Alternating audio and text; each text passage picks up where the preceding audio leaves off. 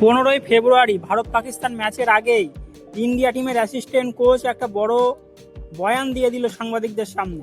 আজ সাংবাদিকদের মুখোমুখি হয়ে তিনি জানান যে পাকিস্তানের বিরুদ্ধে ইন্ডিয়ার ম্যাচটা খুব একটা সহজ হবে না, কারণ ইন্ডিয়া টিমের রিসেন্ট যে প্রবলেমটা চলছে, টিমের অনেক প্লেয়ারই চোটের কারণে হোক বা শারীরিক অসুস্থতার কারণে টিমের বাইরে আছে। রিসেন্ট তো প্রথম ম্যাচের পরেই অভিষেক শর্মা টিমের বাইরে চলে গেল এবং পাকিস্তান ম্যাচের আগে সে ফিরবে কিনা সেটা অনিশ্চয়তা এখনো।